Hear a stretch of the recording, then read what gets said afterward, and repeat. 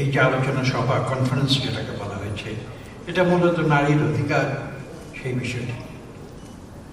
Professional ক্ষেত্রে আমাদের সমাজের অন্য যে স্তরগুলো রয়েছে, আপনাদের একটা স্তর, সেখানে থাকাকালে আজকে থেকে 40 বছরের বেশি সময় আগে একটি সার্ভে হয়েছিল। কারণ আমেরিকায় কিন্তু এই প্রশ্নটি আসে, মেয়েরা কর্মক্ষেত্রে কত দূর এগিয়ে আছে। যদিও পৃথিবীর একটি অত্যন্ত উন্নত সর্বোচ্চ উন্নত দেশ আমেরিকা, সেখানেও এই প্রশ্নটি কিন্তু মাঝে মাঝে আসে। সার্ভেটিতে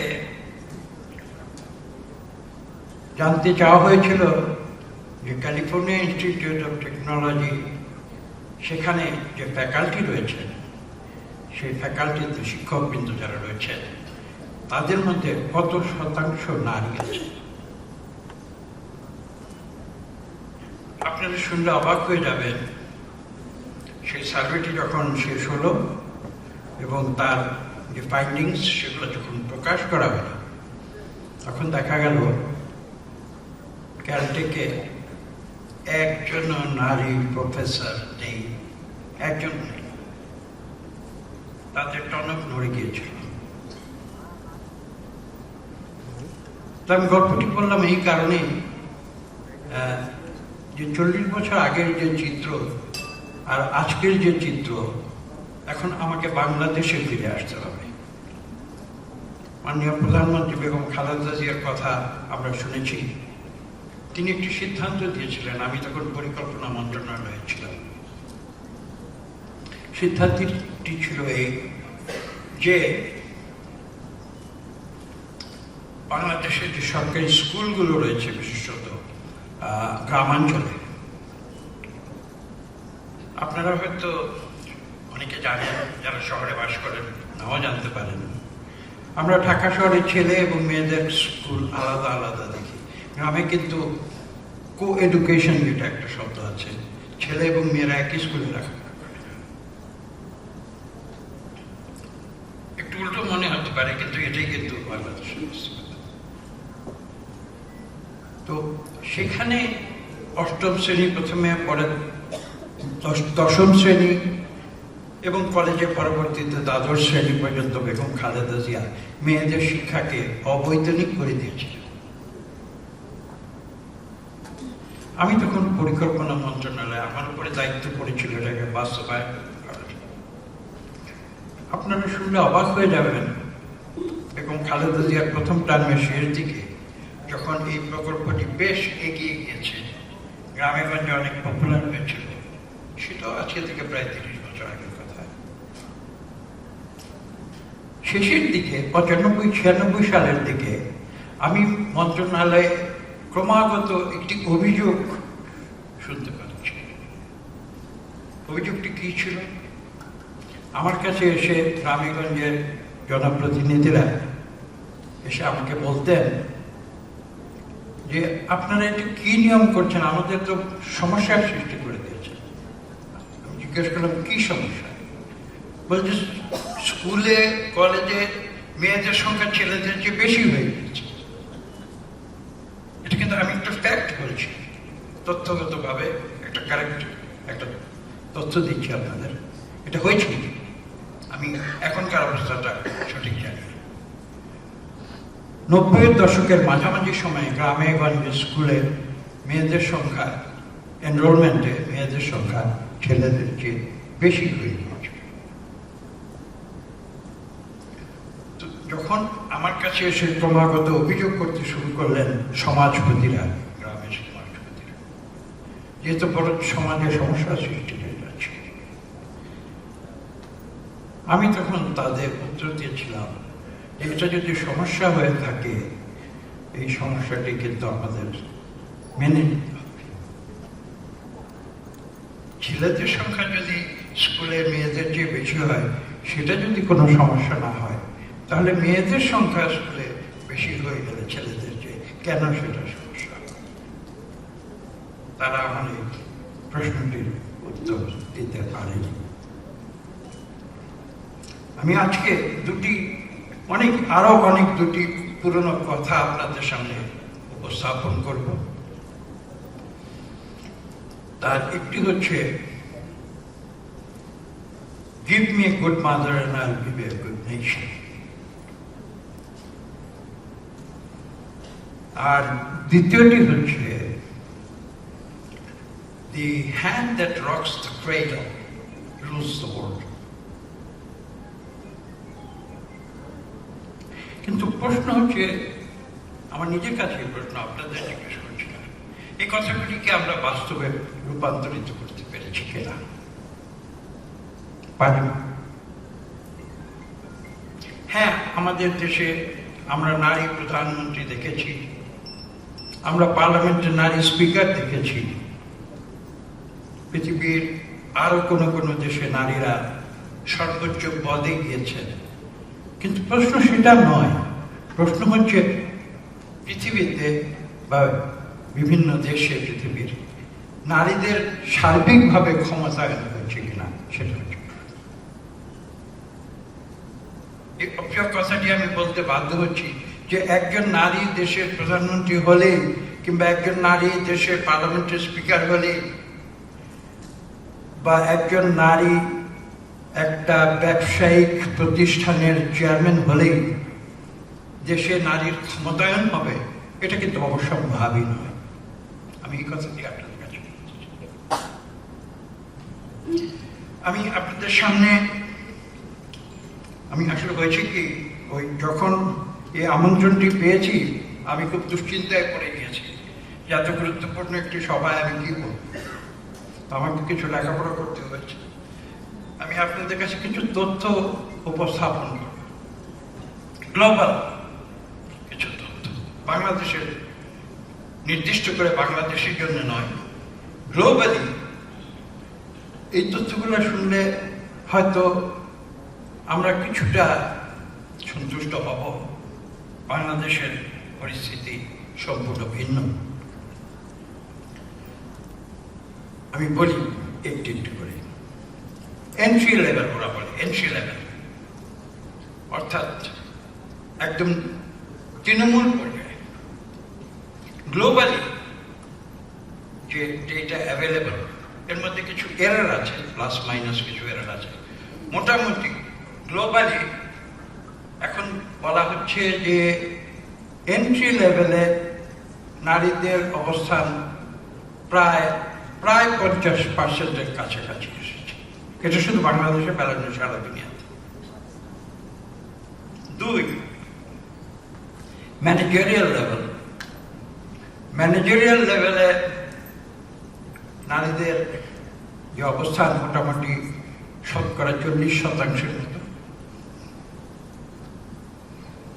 সিনিয়র ভাইস প্রেসিডেন্ট, আপনাদের এখানে হয়তো অনেকে আছেন বিভিন্ন প্রতিষ্ঠানে বাংলাদেশে, কিন্তু আমি গ্লোবালি বলছি, সেখানে মোটামুটি 1/3, বাংলাদেশের হয়তো আরো অনেক কম। আর যেটাকে বলা হয় সি সুট, অর্থাৎ উপরের পর্যায়ে, আপনারা তো নিশ্চয়ই প্লেনে চলাফেরা করেন, সি সুট কাকে বলে জানেন,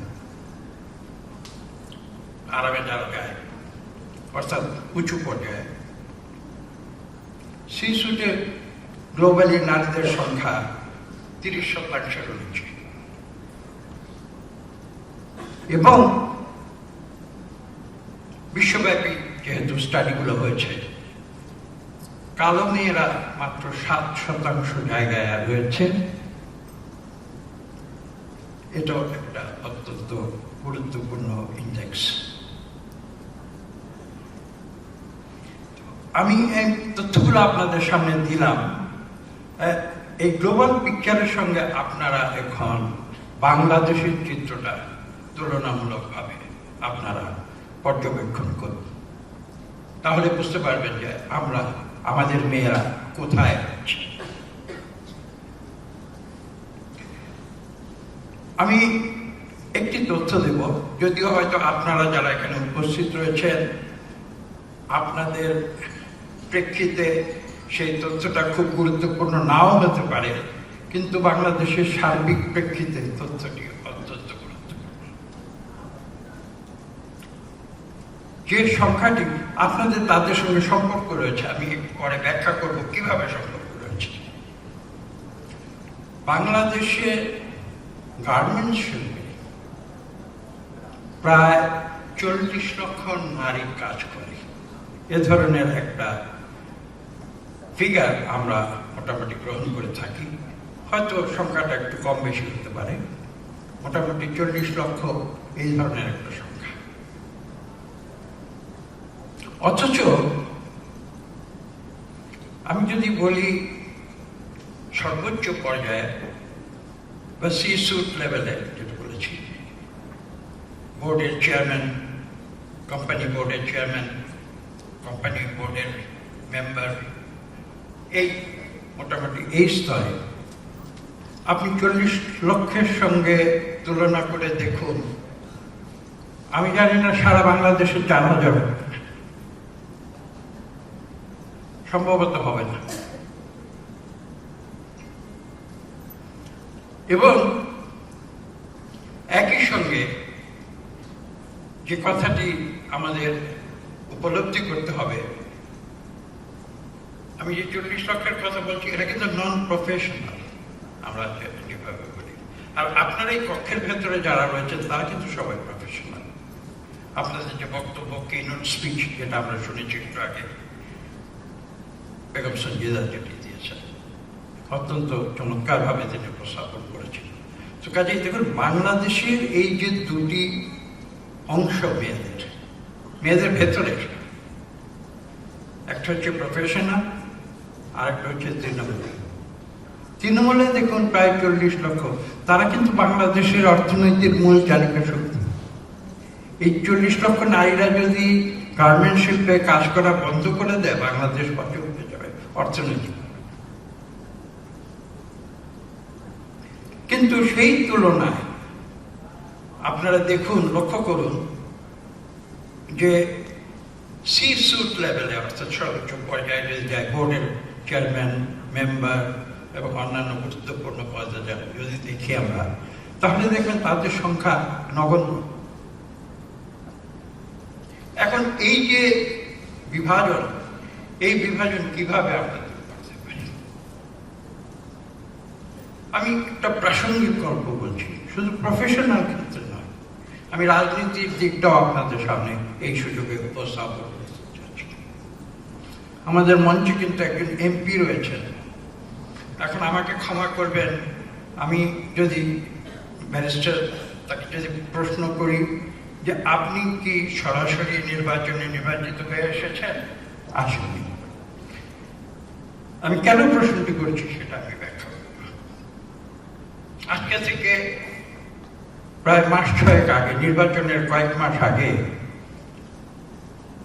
মিন্টু রোডে ইন্টারকন্টিনেন্টাল হোটেলের উল্টো দিকে যে বড় যে একটা ফ্যাসিলিটি আছে, সেখানে বাংলাদেশের নারী রাজনীতিকদের, একটি বিশেষ দলের নারী রাজনীতিকদের একটি বড় সমাবেশ হয়েছিল এবং সেখানে প্রধান অতিথি ছিলেন আজকের প্রধানমন্ত্রী জনাব তারেক রহমান।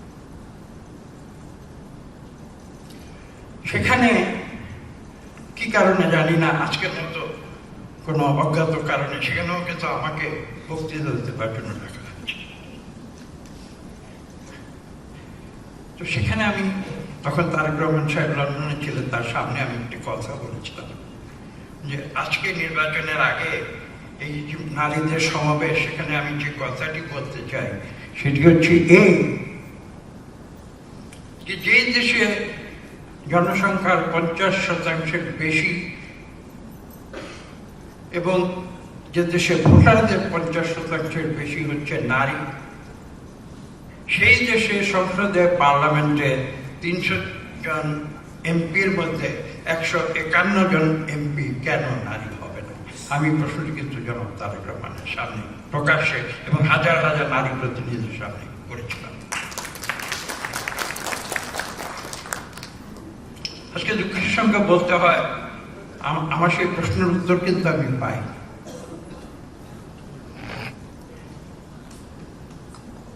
সংসদে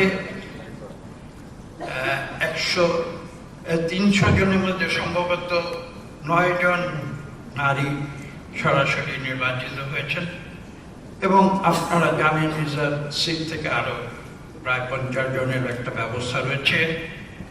এবং এখানে যে গুরুত্বপূর্ণ বিষয়টি আপনাদের সামনে আমি উল্লেখ করতে চাই সেটা হচ্ছে এই যে এই দেশ যখন স্বাধীন হয়েছিল 1971 সালে, আজকে থেকে 55 বছর আগে, তখন একটি বিশেষ ব্যবস্থা আমাদের সংবিধানে করা হয়েছিল। আমি রাজনৈতিক দিকটি নিয়ে আসছি, কেননা আপনারা যদিও প্রফেশনাল সাইডটাকে আজকের সবাই গুরুত্ব দিচ্ছেন, রাজনৈতিক যে ইমপ্লিকেশন সেটা ছাড়া কিন্তু আপনারা প্রফেশনালি এই সমস্যার সমাধান করতে পারবেন। যখন রাজনৈতিকভাবে এই সমস্যাটির সমাধান হবে নারীর অধিকারের প্রশ্ন, তখনই কিন্তু দেখবেন যে আপনাদের প্রফেশনাল ক্ষেত্রে বলুন, আমি তৃণমূল পর্যায়ের ক্ষেত্রে যেটা বলেছি, সব জায়গায় কিন্তু এই সমস্যাটির সমাধান হবে। তো কি কথা বলছিলাম, যে এই যে একটি ব্যবস্থা আমাদের দেশে রয়েছে, সংবিধানে বলা হয়েছিল 1971 সালে যে শতকরা 5% অর্থাৎ 300 সিটের মধ্যে 15টি সিট রিজার্ভ থাকবে নারীদের জন্য। এবং সেখানে এই কথা লিখেছিল যে আমরা বিশ্বাস করি যে আগামীতে যখন এদেশে নারীর অধিকার সঠিকভাবে প্রতিষ্ঠিত হবে, তখন এই ধরনের বিশেষ ব্যবস্থা আর কোনো প্রয়োজন হবে না এবং সংবিধান থেকে এই বিধানটি অবলুপ্ত করে ফেলা হবে। আমি প্রশ্ন করতে চাই, 71 সালে যে প্রত্যাশা ব্যক্ত করা হয়েছিল, আজকে 55 বছর পরে সেই প্রত্যাশা আমরা কতটুকু অর্জন করেছি? বাস্তবে কিন্তু উল্টোটা হয়েছে। সেই রিজার্ভ সিট 5% থেকে বাড়িয়ে আমরা 10%, তারপরে সেই 10% থেকে বাড়িয়ে আবার 15% নিয়েছি এবং সেই 15% থেকে বাড়িয়ে আমরা 50টি সিটে নিয়েছি। নারীর অধিকার প্রতিষ্ঠিত হয়নি। আমাকে ক্ষমা করুন।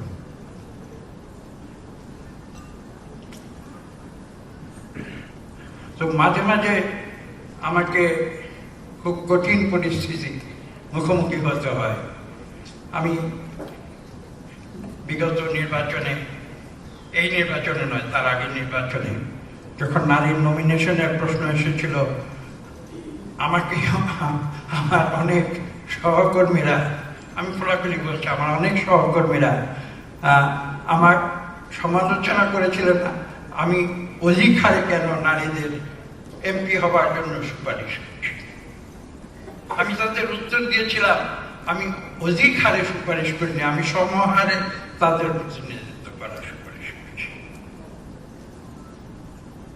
যেটা অর্জিত হয়নি।